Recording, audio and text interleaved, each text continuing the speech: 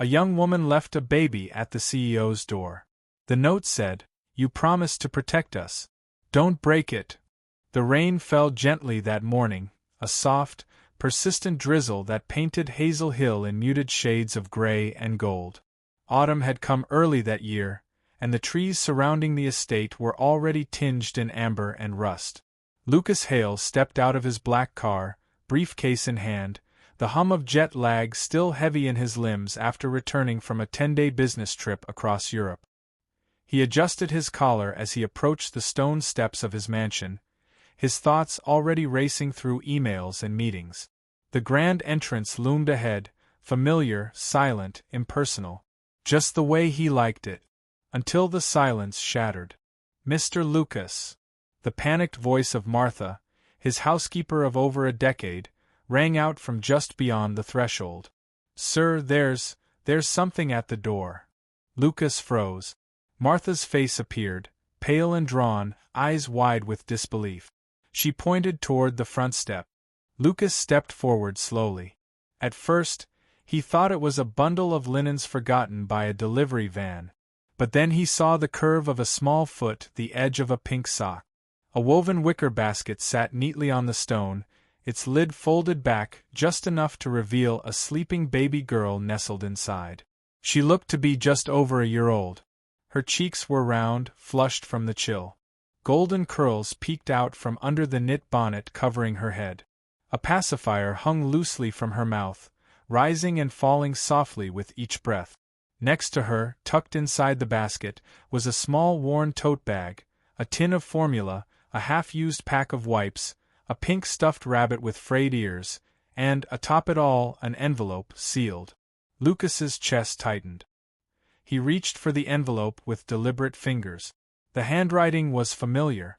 "Her name is Ivy. She's yours. You once promised to protect us. Please don't break it." He read the words twice, then a third time. The paper trembled in his grip. Martha stood behind him, hands covering her mouth. "Sir, is this real?"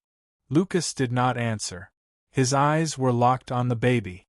Her small hand twitched in her sleep, brushing the edge of the blanket.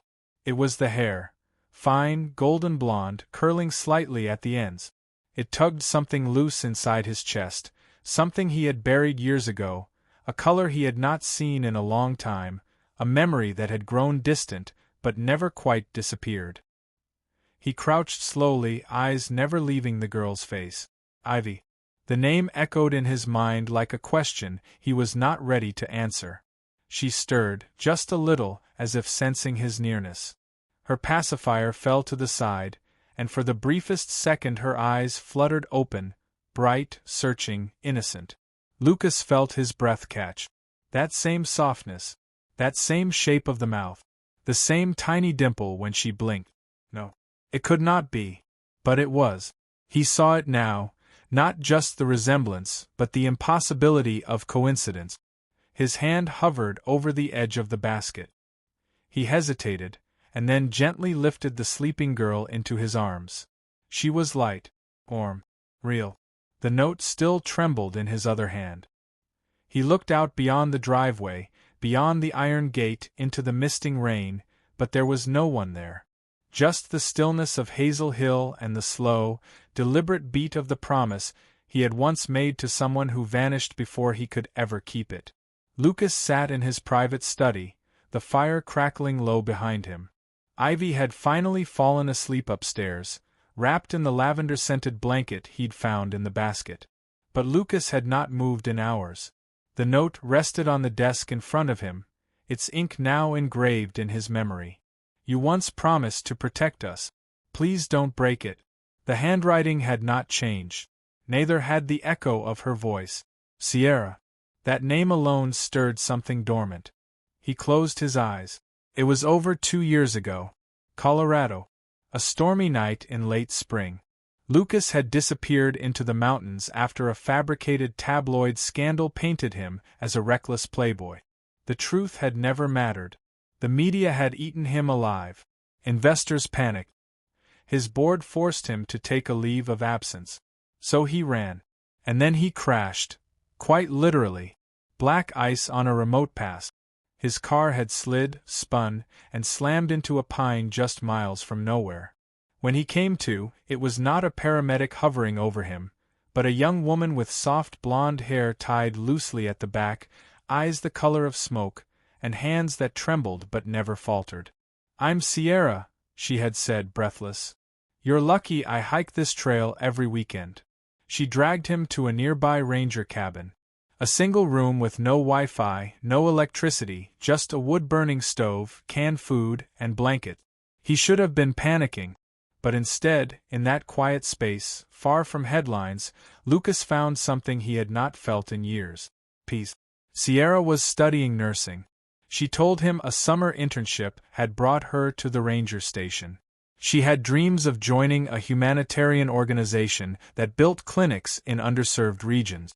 She sketched her ideas in a frayed notebook. He still remembered how her fingers smudged the edges of every page. They stayed in that cabin for 3 days while the roads were closed. 3 days of simple meals, card games, long talks by firelight. She asked about his life, not as a CEO, but as a man.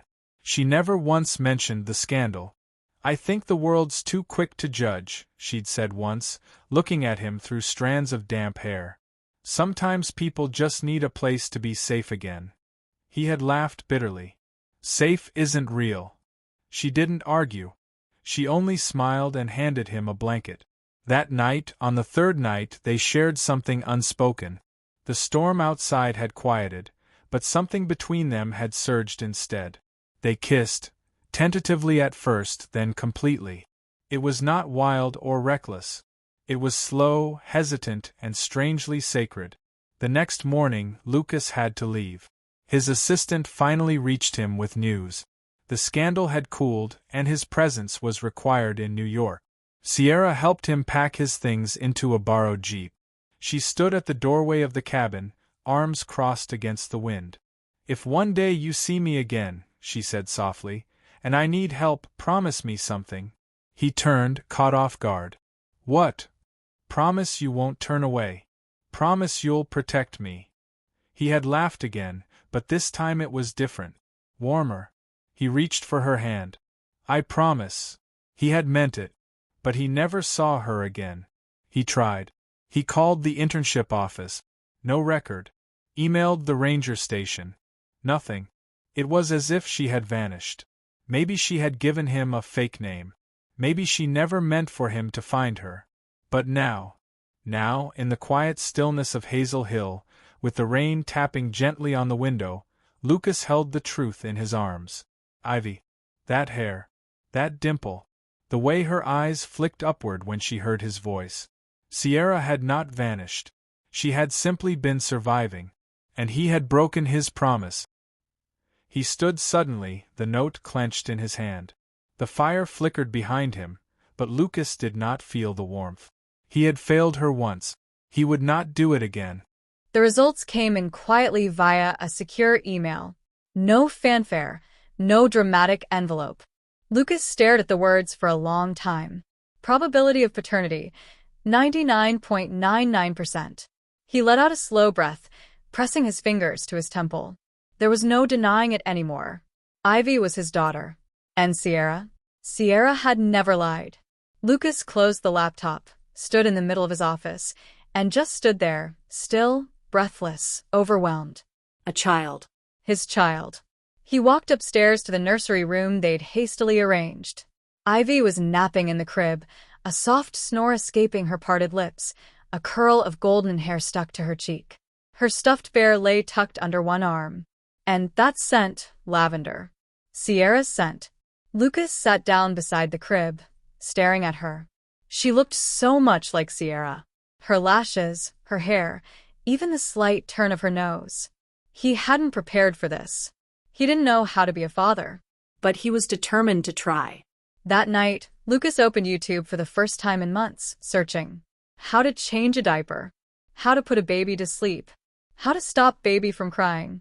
His browser history looked more like a first-time dad's than that of a high-powered CEO. The next morning, Ivy refused to eat the oatmeal the nanny had prepared. Lucas, tired and rumpled, appeared in the kitchen wearing sweats, something no employee had ever seen him in.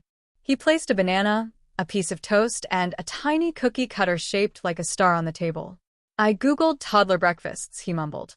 He cut the toast into perfect stars and placed them gently on Ivy's plate. She giggled. She actually giggled. Even the nanny smiled. Lucas found himself doing things he never imagined, stacking blocks, crawling on the floor, reciting lines from Goodnight Moon like it was a boardroom presentation. He ordered a plush stuffed bunny from a boutique in Paris. Its fabric was lavender-infused, a detail no one else would have noticed, but Sierra always wore lavender perfume. One evening, after Ivy had gone to sleep, Lucas sat by the crib with a stack of origami paper he'd found in the art cabinet. He folded quietly, awkwardly at first, until a small paper crane took shape. He placed it next to Ivy's pillow. The next night, he folded 2 more. By the end of the week, there were 7 cranes, a whole flock, lined along her windowsill. One morning, his assistant, Callie, entered the kitchen to find Lucas crouched by Ivy's high chair, holding a spoon shaped like a giraffe. "She won't eat unless the giraffe feeds her," he explained solemnly. Callie blinked. "Sir, you're wearing a bib." Lucas looked down and realized Ivy had insisted on putting a bib on him, too. He shrugged. Ivy's orders. The woman who once called him stone-faced Hale now stood there stunned, watching the most feared man in real estate cut fruit into smiley faces. That night, after tucking Ivy into bed, Lucas stood beside her crib. She stirred slightly, her tiny hand brushing the edge of his shirt. He bent down, brushing a kiss to her forehead, his voice barely a whisper. "I don't know how to be a father, but I'm going to learn. I have to. Because I already broke a promise once, and I will never do it again." The rain came down in sheets that night, drumming steadily on the slate roof of Hazel Hill. Lucas sat in his study, the fireplace casting flickers of amber light across the walls. Ivy was already asleep upstairs, lavender-scented bunny tucked under her arm, origami cranes lined like silent guardians on the windowsill. He sipped his scotch, letting the silence settle. For once, the storm outside felt far away, until a knock echoed from the front gate. It came again, insistent, unrelenting. Then the intercom buzzed. "Sir," the guard's voice crackled. "There's a woman at the gate. She's soaking wet. Refuses to leave." Lucas stood abruptly. His heart thudded. He barely remembered grabbing his coat. When he reached the foyer, the butler was already holding the door open, umbrella in hand. Lucas stepped into the night without it. There, at the wrought iron gates, stood a figure huddled beneath a threadbare coat soaked through to the skin. Her hair clung to her face in wet strands, her arms wrapped tightly around herself. She looked up when he approached, and Lucas froze. Sierra. Her face was pale, lips trembling from cold, and something else. Something deeper. Guilt. Exhaustion. Hope. Her voice broke as she spoke. "Ivy, is she okay?" Lucas didn't answer right away. He was too busy grappling with the storm inside him. She was here. After all this time. After dropping their daughter at his door and vanishing like a ghost. He wanted to yell, to demand answers, to ask how could you? But instead, he stepped aside, his voice low. "Come inside." Inside the grand hallway, warmth seeped into her bones. But Sierra still trembled. Lucas took her coat. It was soaked through, the seams coming undone. She clutched her hands together, looking smaller than he remembered. Fragile. Worn. "I didn't come to take her," she said quietly. "I just needed to know if she was safe." Lucas studied her. There were new lines on her face. Her pale blue eyes still shone, but they held shadows. "Why now?" he asked finally. "Why, after all this time?" She hesitated. Flashback. 2 years ago. A tiny apartment with peeling paint. Sierra sitting by a cracked window, cradling a newborn Ivy. A half-empty bottle of formula on the counter. Unopened bills piled beside it. Her phone screen lit up, her last desperate email to Evelyn Hale, Lucas's mother. "I know I'm nothing. I just need help for her, not me." Days passed. The letter came back. Return to sender. No note. No explanation. Just rejection. Back to the present. I tried, Sierra said, voice tight. I tried to find help. I even reached out to your family, but she couldn't finish. I worked every job I could. Flyers. Motel cleaning. Everything. I used every dollar for formula for diapers, but it wasn't enough. I was going to lose her. I couldn't feed her anymore. Tears welled in her eyes. And then I remembered what you said in that cabin. That if I ever needed you. I promised, Lucas interrupted, his voice rough. Sierra looked down. I thought it was just something you said in the moment. A beautiful memory. Not a promise meant to last. Lucas stared at her, fists clenched at his sides. Do you really think I would have walked away from my daughter? He asked, voice rising. Her eyes flicked up. No, she whispered. I just didn't know if you'd remember me. If I even mattered enough to ask. There it was. Not abandonment. Not manipulation. Just fear, the kind born from years of carrying everything alone. Lucas's anger deflated. All that remained was something heavier. Regret. He looked up toward the stairs where Ivy slept. Then back at Sierra. You should see her room. Sierra swallowed. I don't want to confuse her. She already knows your lullaby. Sierra's breath hitched. Lucas took a slow step closer. I thought you disappeared because you didn't care, he said softly. Now I know it was because you cared too much. And Sierra, exhausted, dripping rainwater, heart cracked wide open, broke into silent tears. For the first time in 2 years, she wasn't alone. Sierra stayed. Not because it was easy. Not because the past had been forgiven. But because Lucas asked her to, in the quiet way he always asked for things that mattered. Without force. Without pride. Just truth. She took the guest room down the hall from Ivy's. Her footsteps were light. Her voice even lighter. There were no long speeches. No dramatic apologies. Just actions. Small, quiet actions. Lucas noticed everything. The way she folded Ivy's blanket each morning and fluffed the lavender bunny beside her pillow. The way she placed a bowl of cut strawberries, exactly how Ivy liked them, on the table before anyone else woke. The way she picked up his tailored blazer from the armchair in his study and mended a loose button with a needle and thread she found in a forgotten drawer. None of it asked for acknowledgement. None of it sought forgiveness. It was simply who she was. One morning, Lucas walked into the kitchen to find Sierra carefully ironing the tiny collar of Ivy's preschool dress. Her golden blonde hair was still damp from the shower, pulled into that same half-up twist she used to wear in the mountain cabin. She didn't look up when he entered, but she did speak softly. She likes this one best. Says it makes her look like a flower. Lucas didn't respond. He didn't need to. There was something sacred in the stillness between them. Something rebuilding itself, brick by quiet brick. That night, the house fell asleep early. Lucas was in his office when he heard the cry, sharp, panicked, unmistakable. Ivy. He shot up, heart pounding, but paused at the doorway. Sierra was already there. From the small crack in the hallway, he watched. Sierra sat on the edge of the bed, Ivy cradled against her shoulder.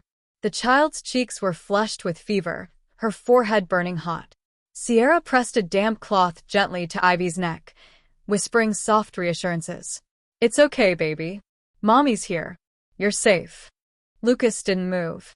He watched Sierra rock their daughter, watched the way her body curved protectively around the little girl as if shielding her from the world.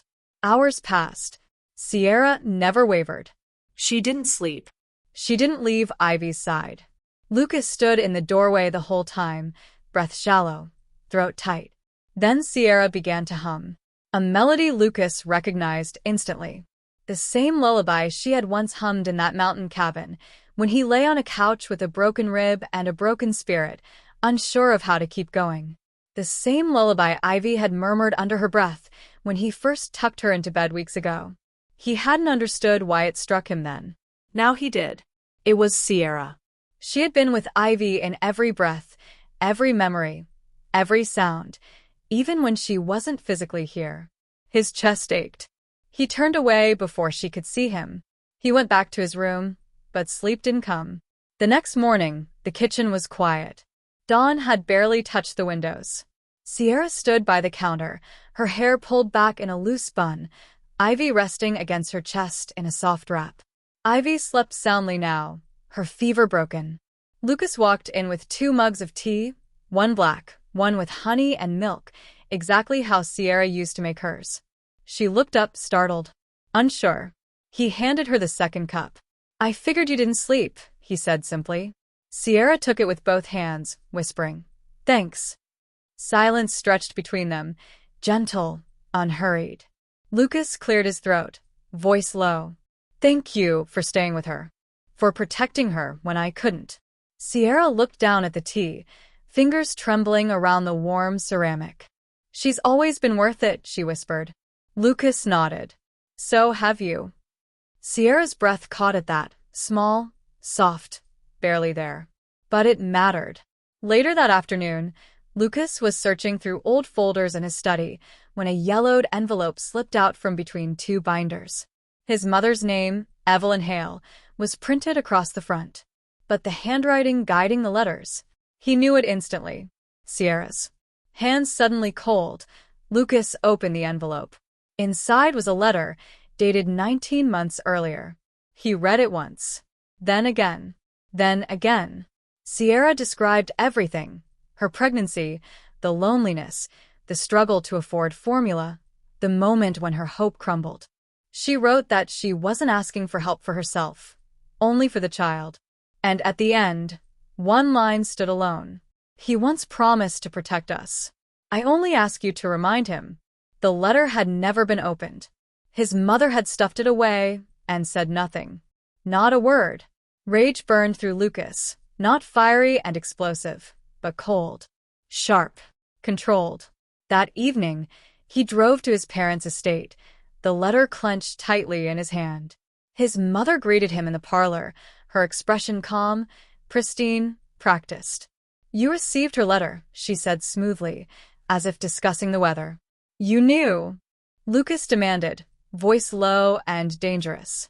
I protected you, she replied, lifting her chin. You were about to seal the Hale-Wentworth merger. Marrying Amelia was a strategic alignment. That girl would have ruined everything. Lucas stared at her, stunned. She was drowning. And you turned away. She was a mistake you made during a breakdown, his mother snapped. I erased it to protect the legacy your father built. Lucas stepped back. His voice was quiet, steady, final. Then hear this clearly. I choose my daughter over any legacy, and I will never let you rewrite her existence again. He left before she could respond. But the world did respond. That night, the headlines broke. Paparazzi photos of Lucas holding Ivy outside a resort. A blurry shot of Sierra entering Hazel Hill. Rumors spread like wildfire. CEO's secret love child revealed. Lucas Hale, tycoon turned deadbeat dad? Was the Hale-Wentworth merger sabotaged by scandal? Talk shows dissected Sierra's life. Strangers speculated about Ivy's paternity. Forums accused Sierra of being a gold digger. Protesters called for Lucas's resignation. Stocks plummeted. The press camped outside the mansion gates. And Sierra, who had survived every storm, began to crack. Late one night, Lucas found her standing by the window, Ivy asleep against her chest. Sierra's face was pale, lips trembling. This is all my fault, she whispered.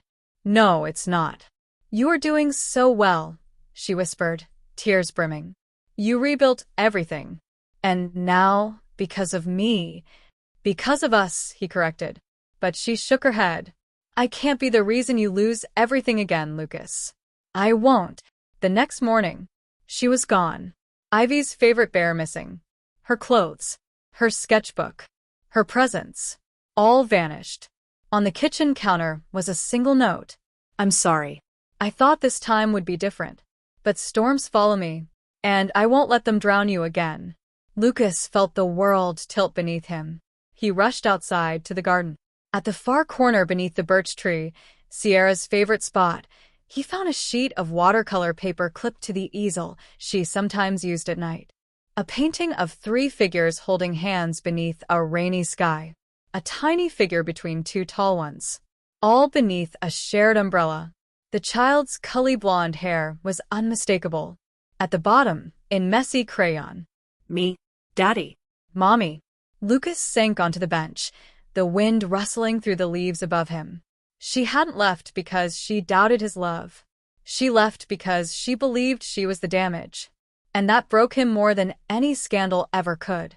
The ocean roared beyond the narrow windows of the seaside motel. Wind battered the old wooden frame, rattling it like brittle bones. The hallway outside smelled faintly of salt and damp carpet. Room 12 sat at the end, aged brass numbers barely hanging on. Lucas stood in front of it, rain dripping from his coat, heart pounding against his ribs, so hard he could hear it. He had spent 2 days tracking Sierra. 2 days of combing through credit card records, calling small-town motels, cross-checking gas stations, following the faintest clues. Most places had nothing. Some remembered a tired girl with a baby, but had no names. No details. Then finally, one clerk mentioned a young woman checking in with a toddler and a cash deposit. Room 12. Lucas knocked. Silence. Then a faint shuffle from inside. The door cracked open just an inch. A blue eye. A trembling breath. Sierra. Her expression collapsed the moment she saw him. Her hand tightened on the door as if she might slam it shut, lock him out again, the same way she'd locked away her hopes. She tried to close it.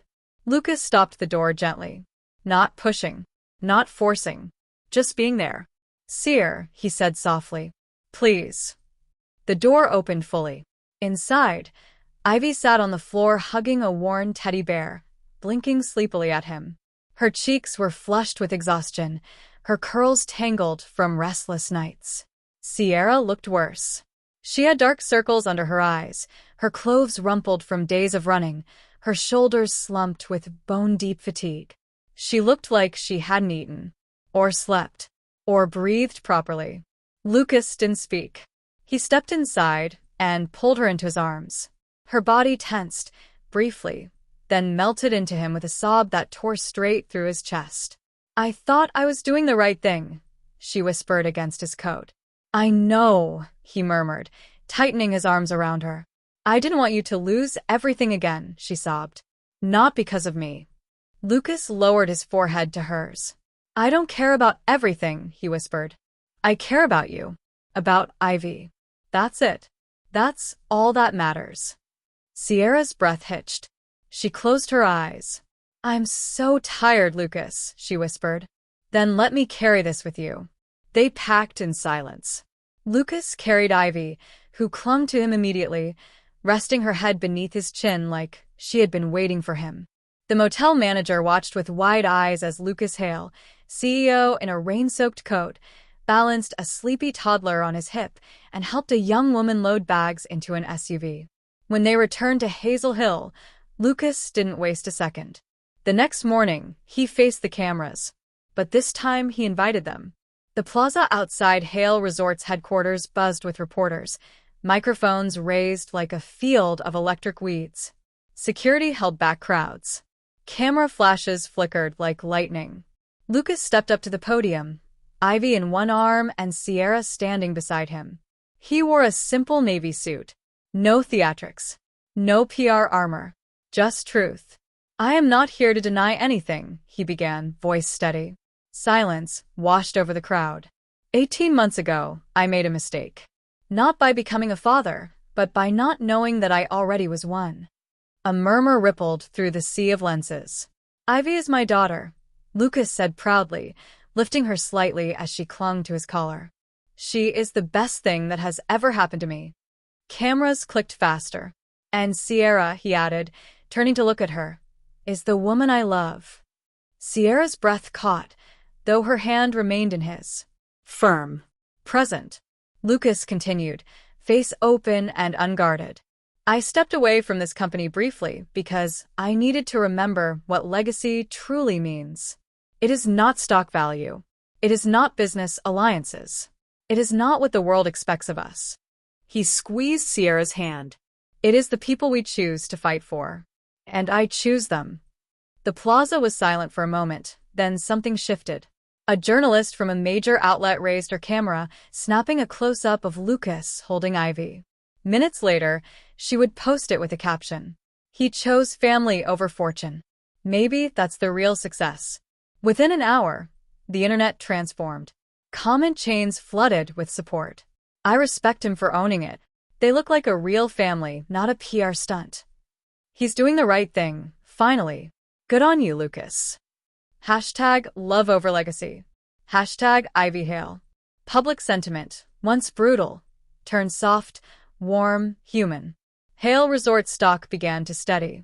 Customers rallied behind him. Investors, tentatively at first, then fully, returned their confidence. But that wasn't the miracle. The miracle was Sierra. She smiled again. Not the brittle smiles of survival, but real ones, small, shy, blooming from a place that had long been bruised. She watched from the side of the room as Lucas sat on the floor with Ivy, helping her stack wooden blocks into a wobbly tower. Careful, he whispered, holding his breath as Ivy reached to place the last block.